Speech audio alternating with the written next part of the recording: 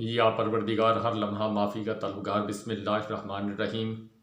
عزیزان من، سب سے پہلی خبر جی، جنرل پرویز مشرف صاحب، سابق صدر پاکستان، سابق آرمی چیف، ایک طاقتور نام،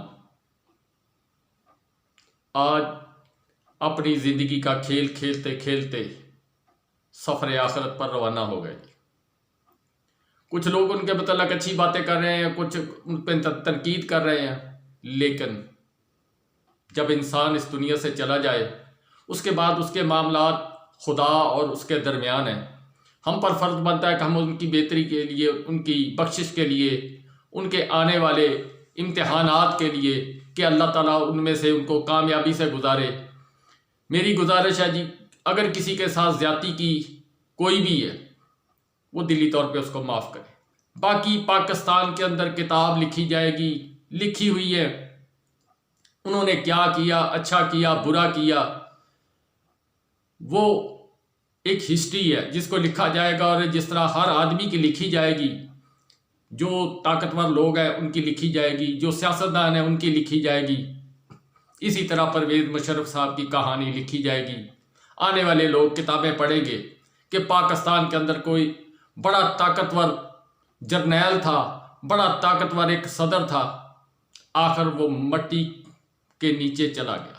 آج صبح پہنچ جائیں گے جی، کل پھر ان کا جنازہ، جس طرح بھی ان کا پروگرام ہوگا اس کے تحت ان کو سپرد خاک کر دیا جائے گا، پھر وہ خدا کی امانت ہو جائیں گے، پھر سوال ہوں گے، جواب ہوگا، پھر میدان حشر میں اللہ ان کو کامیاب کرے۔ اس سے زیادہ انسان کو نہیں سوچنا چاہیے کہ ہاں جی وہ جی اچھے تھے، وہ برے تھے۔ جب چلے گئے، اللہ نے پردہ ڈال دیا، تو ہم لوگوں پہ بھی فرض بنتا ہے کہ اب ہم سب باتوں کو چھوڑ کر آگے چلیں۔ لیکن آج جو حکمران ہیں، جو اس وقت کے موجودہ حکمران ہیں، جو اس وقت کے طاقتور لوگ ہیں، جن کے پاس قلم ہے، ان لوگوں کے لیے یہ سوچنے کا مقام ہے۔ وہ سوچنے کا مقام یہ ہے کہ اگر وہ طاقتور آدمی جس کے پاس ایک وقت میں 3 عہدے تھے، آرمی چیف تھے، پریزیڈنٹ تھے، اس کے علاوہ وہ جناب ISI کے چیف تھے، یہ سب چیزیں ان کے پاس تھی، وہ ایک قسم کی بے پناہ طاقت کا مالک تھا، مکے لہراتے تھے، ہر چیز کرتے تھے، پھر بے بس ہو گئے، اور پھر آج بس ہو گئے۔ اسی طرح ان لوگوں پر بھی وقت آ جانا ہے، جو اس وقت حکومت کے اندر ہیں، جو اپوزیشن کے اندر ہیں، جو عدل کے نظام کے اندر بیٹھے ہوئے ہیں، جو طاقتور حلقوں میں لوگ بیٹھے ہوئے ہیں۔ ہم نے بھی چلے جانا، آپ نے بھی چلے جانا۔ اس اندھیری قبر کے اندر صرف سوال ہونے ہیں، جواب ہونے ہیں۔ پہلے 3 سوال ہونے ہیں، پھر عملوں کا حساب ہونا ہے، اس کے بعد اللہ کی مرضی۔ وہ غفور الرحیم ہے، وہ دریا دل ہے، وہ رحم دل ہے، وہ بخش دے۔ اگر حساب لینے پہ آ جائے تو شاید ہم میں سے کوئی بھی پاس نہ ہو سکے۔ ہم بھولے بسرے لوگ، گناہ گار لوگ، صرف اسی وجہ سے غلطیاں کوتاہیاں کرتے جاتے ہیں کہ ہمارے نبی صلی اللہ علیہ وسلم کے ساتھ میرے پروردگار کریم نے وعدہ کیا، اے محمد مصطفیٰ، اے میرے پیارے رسول، تیری امت پہ نہ میں کوئی عذاب بھیجوں گا، نہ میں ان کو دوزخ کے اندر رہنے دوں گا۔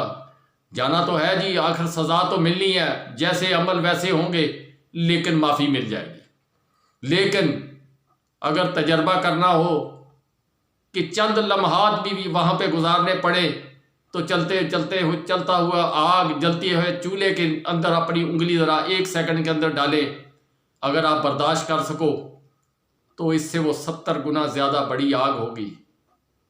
ایک دن کسی بند کمرے کے اندر، چھوٹے سے باتھ روم کے اندر اپنے آپ کو بند کر کے، لائٹ بند کر کے، ذرا 2 3 4 5 منٹ بیٹھ کے اپنا انالیسز اپنا کریں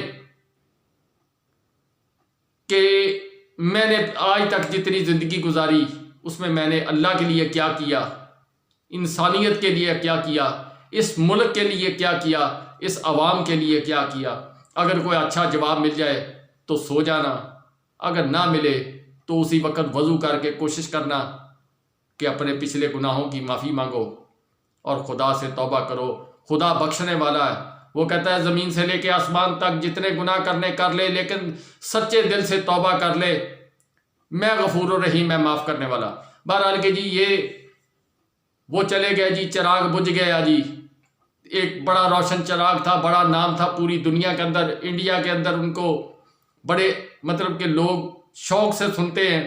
اسی طرح پوری دنیا کے اندر ان کی آج خبریں چھپی ہیں جی. انڈیا کو آڑے ہاتھوں لیتے تھے، لیکن انسان کی جتنی زندگی ہے وہ گزارتا، اس کے بعد وہ چلا جاتا ہے. باقی آگے چلتے ہیں جی مسئلے اس پہ کہ اس وقت پاکستان کے اندر کیا ہو رہا ہے. آئی ایم ایف کی ٹیم جس طرح آپ کو معلوم ہے کہ آ کے بیٹھی ہوئی ہے، وہ کچھ شرائط مانگ رہی ہے. اب حکومت کے لیے کچھ مسائل پیدا ہو گئے ہیں. وہ کہتے ہیں جی اپوزیشن لیڈر صاحب جو ہے وہ اس پہ دستخط کر رہے ہیں.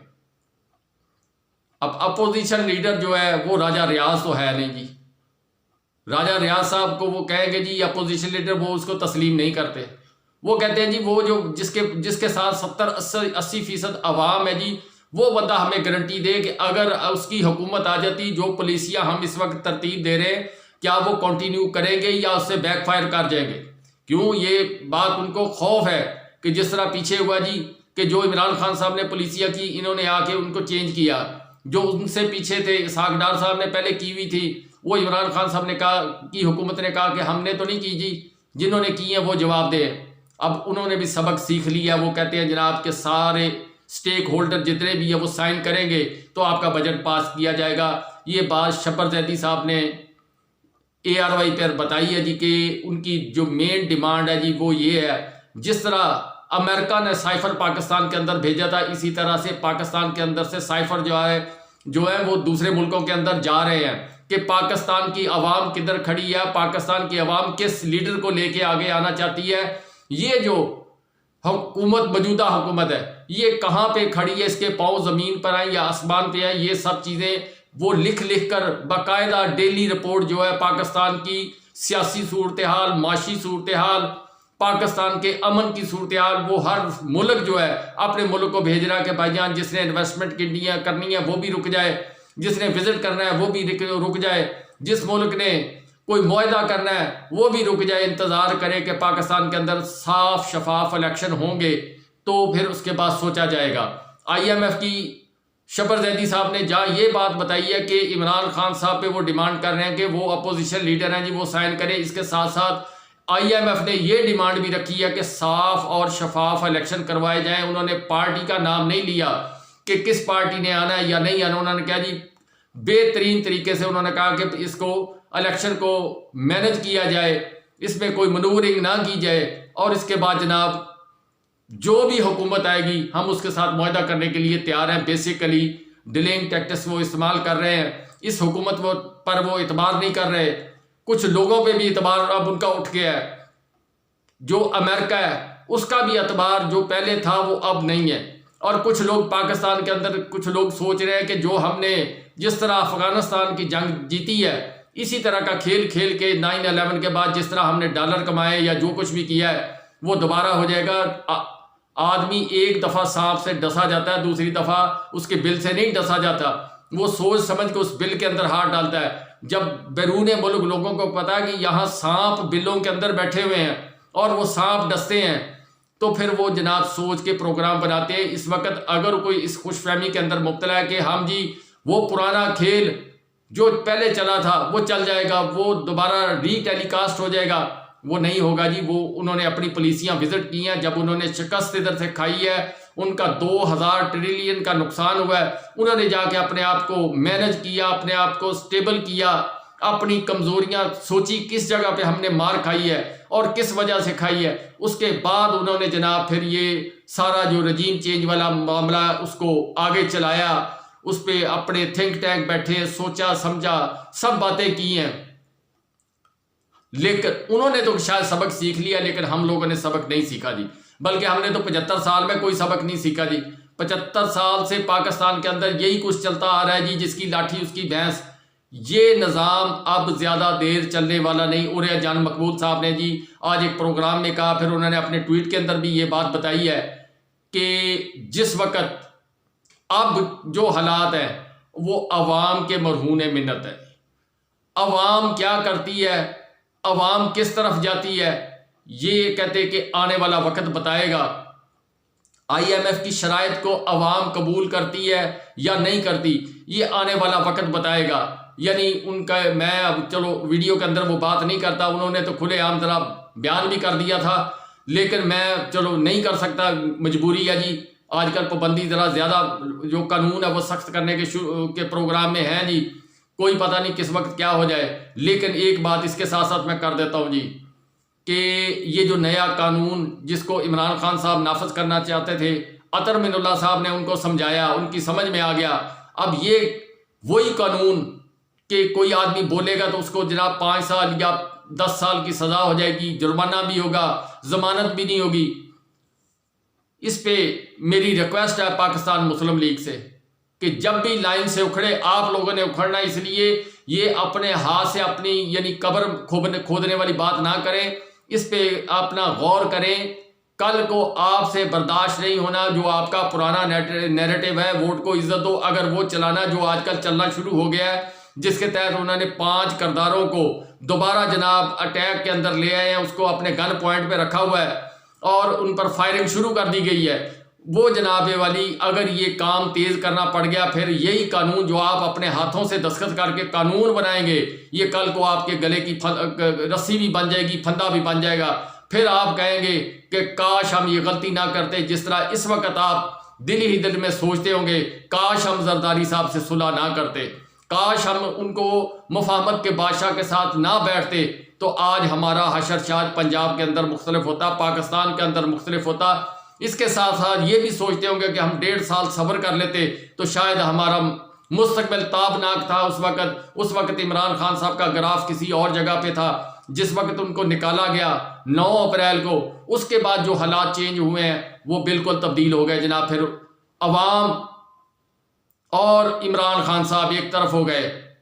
پھر اس کے بعد رہتی جو کثر تھی وہ آپ لوگوں نے, جس طرح یہ آئی ایم ایف کا پروگرام اب جو آپ امپلیمنٹ کرنا چاہتے ہیں, جس طرح آتے ہی آپ نے کیا, پھر جناب عوام کو مہنگائی کے اندر جو آپ نے وہ کرش کیا ہے, اس سارے نظام نے آپ کو عوام سے دور کر دیا. اب مریم بی بی صاحبہ جلسے کر رہی ہیں پاکستان کے اندر, جناب ہوٹلوں کے میرج ہال کے اندر وہ جلسے کر رہی ہیں جی, اپنے آپ کو دوبارہ ری اسٹیبل کرنے کی کوشش کر رہی ہیں. کیا یہ سارا نظام دوبارہ آپ گرپ کر جائیں گے؟ اس کے لیے ایک ٹائم چاہیے. اس سے زیادہ میں کچھ نہیں کہہ سکتا. کیوں؟ جو کچھ عوام کے ساتھ ہوا, آپ ذرا بازار کے اندر نکلیں, آپ کو پتہ چلے عوام کس جگہ پر کھڑی ہے اور آپ کس جگہ پہ کھڑے ہوئے ہیں. آپ کا نام لیں, لوگ جس طرح توبہ توبہ کرتے ہیں کہ ہمارے ساتھ ہوا کیا ہے, اس سے آپ اندازہ کر لیں کہ آپ کی پوزیشن اس وقت پاکستان کے اندر, پنجاب کے اندر اسپیشلی کس جگہ پہ کھڑی. آپ کس چیز کا نیریٹو بیچ رہے ہیں, کون سی چیز ہے جو آپ سوچتے ہیں یہ ہم بیانیہ بنا کر پاکستان میں دوبارہ لوگوں کے دلوں میں جگہ بنا لیں گے. اس کے لیے وقت چاہیے. جس طرح پاکستان کے ساتھ جو حالات 75 سال میں نہیں ہوئے, جو حالات اکانومی کے, جو حالات اپنا صنعت کے, جو پاکستان کی معیشت کے, جو پاکستان کی زراعت کے, جو پاکستان کے انٹرنیشنل بارڈرز پر حالات ہو گئے, جو پاکستان کے دوست ممالک کے ساتھ آپ کی وجہ سے حالات پیدا ہوئے ہیں, یہ ساری چیزیں ایک کتاب بن گئی ہے جی اب بہت بڑی. اب یہ وہ لوگ ان کو پڑھ رہے ہیں, وہ آپ کے متعلق غور ضرور کر رہے ہیں, سوچ ضرور رہے ہیں. یہ ساری چیزیں سوچنے کے بعد آپ بھی سوچیں کہ دلی دور است ہو گئی ہے. جس طرح پاکستان آج سے 15 سال پیچھے چلا گیا, اگر اللہ نہ کرے میرے منہ میں خاک ڈیفالٹ بھی نہ ہو, پاکستان بیسیکلی تو ڈیفالٹ کہتے ہیں جی ہو گیا, اناؤنسمنٹ نہیں ہوئی, اگر اللہ نہ کرے اللہ نہ کرے اللہ نہ کرے ہو ایسی کوئی خبر بھی آ جائے تو بھی پاکستان اسی جگہ پہ کھڑا ہے جس جگہ پہ اس وقت پہنچا ہوا ہے. پاکستان کے ریزرو ختم ہو چکے ہیں. پاکستان میں ٹوٹل 3 ارب 6 ملین ڈالر ٹوٹل پڑے ہوئے ہیں جی, وہ بھی کسی کے. جس وقت عمران خان صاحب گئے تھے اس وقت $16.5 ارب تھے. فارن ریمیٹنسز کدھر تھے؟ جی ڈی پی گروتھ کدھر تھی؟ یہ سارا کچھ کس نے کیا؟ کیوں کیا؟ یہ ایک سوال ہے جی، اور اس سوال کا جواب آپ لوگوں کے پاس ہے، نواز شریف صاحب کے پاس ہے، زرداری صاحب کے پاس ہے، اسحاق ڈار صاحب کے پاس ہے کہ سارا نظام الٹ پلٹ کیسے ہوا، کیوں ہوا، کس وجہ سے کیا گیا. ورنہ اس طرح ہوتا نہیں جس طرح ہو گیا. جس طرح IMF کے شکنجے میں پاکستانی قوم کو جکڑ دیا گیا، اب وہ ڈیمانڈ کر رہے ہیں جی کہ یہ آدمی بھی سائن کرے. پاک فوج پہ کے متعلق بھی وہ سوچ رہے ہیں جی، جس طرح دوسرے ملکوں کو آرڈر کر رہے ہیں اسی طرح پاکستان کے اندر جو مراعات ہیں وہ ختم کرو. 17 گریڈ سے 20 گریڈ تک کے افسران کے جو اثاثے ہیں وہ ڈکلیئر کرو. اس کے بعد پھر وہ کچھ اور ڈیمانڈ کریں گے. امریکہ خاموش بیٹھا پیچھے تماشا دیکھ رہا ہے. بھارت گھات لگائے بیٹھا ہوا ہے. اس نے اس وقت صرف افغانستان کا محاذ جو ہے وہ پاکستان کے لیے گرم کیا ہے. دوسری طرف سے وہ کیا کر سکتا ہے، یہ ایک بڑا سوال ہے اور یہ خطرناک سوال ہے. باقی جناب اس کے علاوہ جو یہ چیزیں چل رہی ہیں ادھر جناب نگران حکومت کے نام پر جو وفاقی حکومت ہے جناب، وہ الیکشن منور کرنے کے چکر میں اپنے AC DC سب جناب نظام بدل رہے ہیں اور الیکشن کمیشن صاحب خاموش تماشا دیکھ رہے ہیں. یہ ساری چیزیں ایک سوال پیدا کرتی ہیں. اگر تاریخ پاکستان کی لکھی جائے گی، 75 سال کی یہ تاریخ لکھی جائے گی، اس میں جہاں یہ چند کردار، چند کوئی اور لوگ، اس میں سب سے بڑا نام ایک اور بھی ادارے کا آئے گا جی. وہ پاک فوج نہیں ہوگی، وہ الیکشن کمیشن صاحب ہوں گے جس کے متعلق مختلف سوالات ہوں گے اور ان کا نام لکھا جائے گا. پھر وہ کہتے ہیں جی اس کو تاریخ لکھی جائے گی اور اس کے سربراہ کا نام لکھا جائے گا کہ سارے کھیل میں وہ برابر کا شریک تھا. کتاب لکھنے والا لکھے گا، پڑھنے والا پڑھے گا، اس کے بعد آپ کے متعلق جو رائے قائم کرے گا وہ مجھے بتانے کی ضرورت نہیں، کسی سننے والے کو بتانے کی ضرورت نہیں. ہم تو یہ تماشا دیکھ رہے ہیں، اپنی آنکھوں سے دیکھ رہے ہیں. جس وقت آنے والی نسلیں یا ہمارے بچے جو یہ دیکھ رہے ہیں چھوٹے چھوٹے، وہ جب بڑے ہو کر ان مشکلات سے، ان حالات سے لڑتے ہوئے اپنی زندگی گزاریں گے، اس وقت جو الفاظ آپ کے لیے استعمال کریں گے وہ قوم بھی یاد رکھے گی، آنے والی نسلیں بھی یاد رکھیں گی. پاکستان کے لیے سوچنے کا لمحہ جی، سوچا جائے.